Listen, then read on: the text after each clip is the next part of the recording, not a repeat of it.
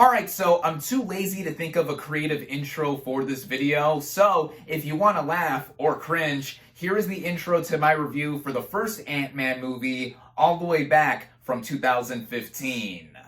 After this movie, I'm testing out my Ant-Man powers. Ready? Go! Huh, this is weird. Wait. Oh my god, what have I done? Alright, the last time I did this, it went horribly wrong. Ready, go. Nah. Why does this keep happening to me?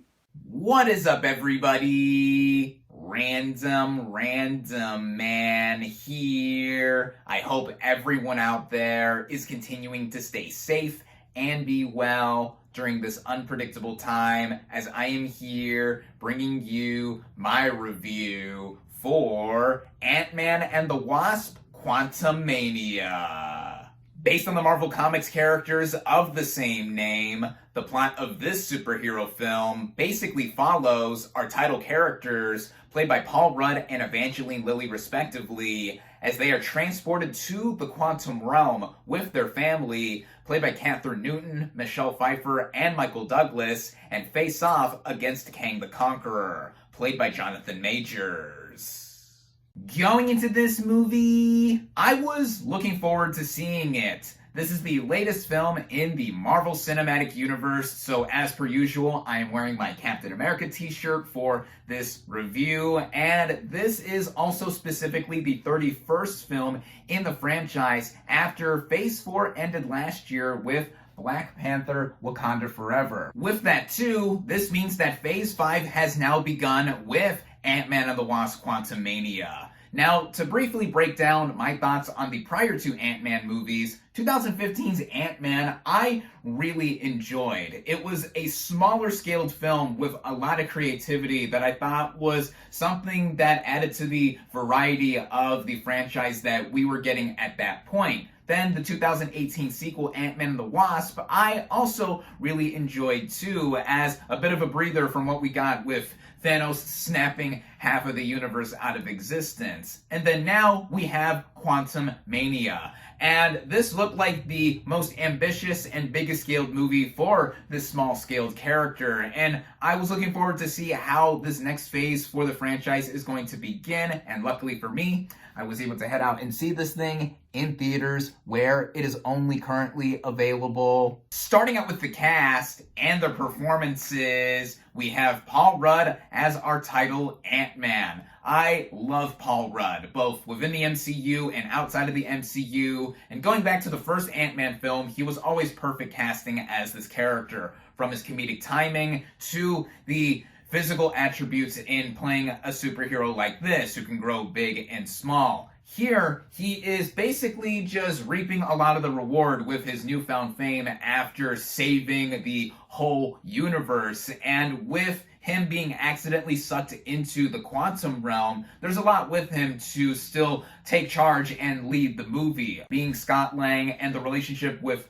himself and his daughter is played up more this time around, which, speaking of her, Cassie Lang is now played by Catherine Newton, who is an actress I do like, but I didn't feel like there was a need to recast this character. Not to mention that when we are introduced to her in this film, I wasn't so on board with how much more hardened and rebellious she is, also extending from how her dad was never there for her, all the absences with the other movies too. But as the movie kept going, I was warming up to how Newton portrayed this character, and I thought the relationship between herself and Rudd as her dad was something that was a main through line of this film. Then we also have our other title lead, the Wasp, or Hope Van Dyne, played by Evangeline Lilly. I've always liked her in the role, and when she became full-on Wasp in the last movie, that was something really cool to see. We of course get more of her as this character, but sadly with the movie as a whole, she does not get as much to do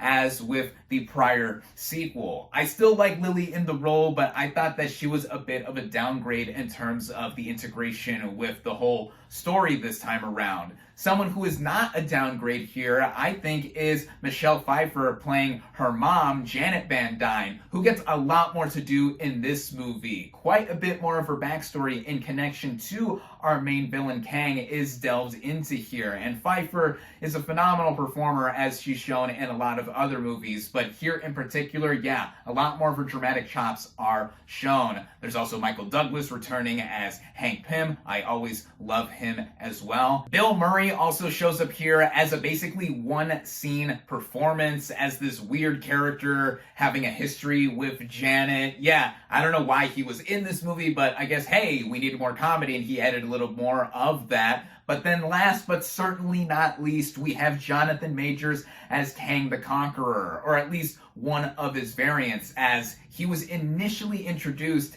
at the end of Loki Season 1, where I loved his introduction there, and I knew we were going to get more of him with this movie, and he certainly did not disappoint. It takes a bit to get fully introduced to him properly in the second half of the film, but once he shows up, even with some flashback sequences, his presence is felt. I have seen Majors in quite a few projects prior to this one, and 2023 is looking to be his star-making year. With this, Creed 3 in a couple of weeks, and then later this year we are getting Magazine Dreams, I believe is the name of the film, where he got a lot of buzz out of Sundance this year and just got picked up for distribution. So yeah, he is definitely one of the MVPs of this movie, along with Michelle Pfeiffer for me, as all in all, the cast here mostly do well. Getting into the writing, which was done by Jeff Loveness, this film sets itself apart quite differently from the first two Ant-Man films, as this likewise is a smaller in scale effort, but it has been touted as an Avengers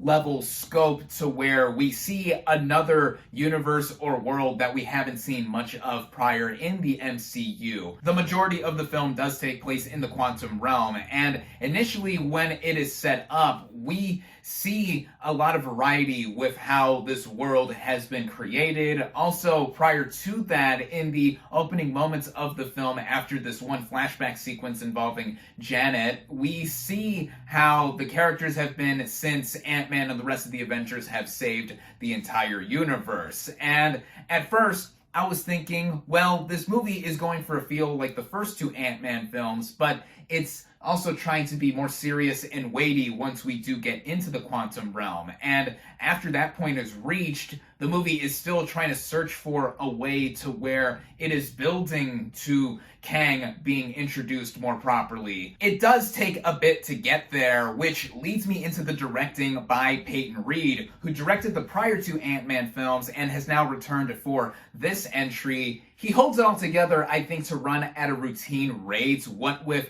his comedic timing brought out from the actors and also the overall vision that he has for the quantum realm. There's a lot of neat stuff that is put at play here visually, and I say a lot of it because when it is noticeable, I do see how a lot of the artificial nature of the MCU is coming out with this film specifically. The VFX work itself, I think, is of high quality. I saw this film in my local chain's version of a premium format with a larger than conventional screen with 4K laser projection and DTS audio. That was all first rate. What wasn't first rate was how I was noticing that when the characters are closer to the frame in comparison to the backgrounds, it really stuck out to me that they were standing in front of a blue or green screen, or more specifically, I assume the volume, which is the technology that a lot of film and TV productions have been using in lieu of blue or green screens. A large projected screen and with the perspective fixed to where we see the actors in the frame in the foreground or whatever position. I think that it really stuck out to me in this film more than other recent MCU entries because the quantum realm is not real, and it didn't look like a lot of practical sets were put in between. In my mind, I was equating all of this as being a bigger budgeted version of one of those family-friendly movies that Robert Rodriguez has directed, and that's not a good thing because it broke my immersion while watching it, and those crappy movies had excuses to look and sound that way because they are not as expensive as the MCU, with this film minimum costing hundreds of millions of dollars. I don't know the budget of this film off the top of my head. But even with that, what also threw me off while watching the movie was just how, again, the tone was messed around with in conjunction with the writing. Not even having to do with the humor. Most of the humor in this movie landed with me and the audience I was watching it with. But with how this movie just sets up a lot, and the payoff we know is coming, but with this movie short term, it didn't feel like a lot of that was rounded out, even with Kang displaying all of his big bad tendencies. Now, some of that is offset by the action sequences that we do get here. Like the previous Ant-Man films, a ton of fun is had in playing around with the Pym particles, but here in a different realm that is not Earth, and I think that they make for some of the more unique looking sequences that we have seen in the MCU. But like with Kang, we don't get to see a lot of that until the second half, and I think that with how we see all of that weaved in and around the narrative that we get here too, it reminded me a lot of other narratives that we have seen in other big budgeted movies. There are quite a few names to put out here, but I'm not gonna say all that in connection to how I feel this movie doesn't really feel like it stands on its own and is another cog in the wheel for not only getting Phase 5 started, but also continuing the MCU.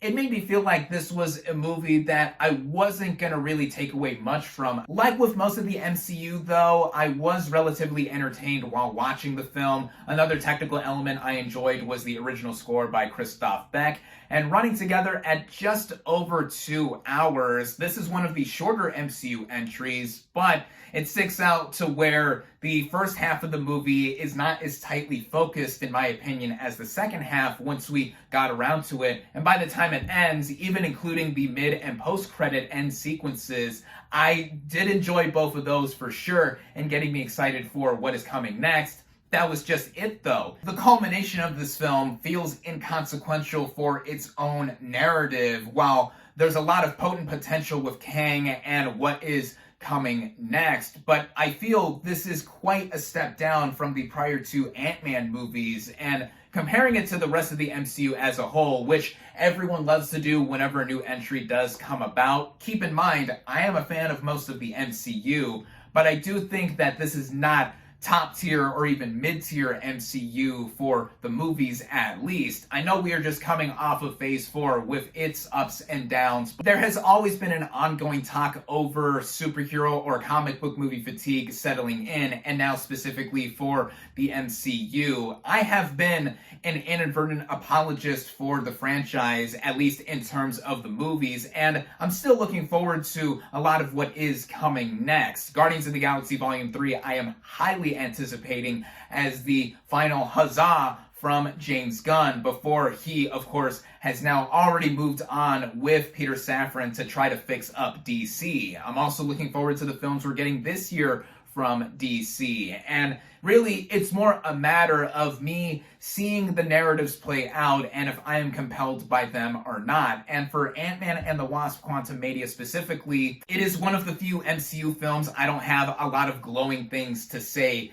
about it. Now, I obviously didn't hate it, but I also obviously didn't love it either. So all in all, I do think this movie does have some attributes to it. Of course, if you're an MCU fan, you're going to see this anyway, regardless of what anyone has to say about it. But if you're a casual fan of the MCU, there's stuff in there to be entertained by for sure. But I think that in this sticking out as being just another cog in the whole machine of the franchise, this really is something that I hope the next few entries at least do not stick out in being. Of course, this is just my own take in terms of this film, as there are wildly different other ones to take away from. For all of what I have said and more, I cautiously recommend this film. My final verdict. for Ant-Man and the Wasp: Quantumania is 3 out of 5 stars.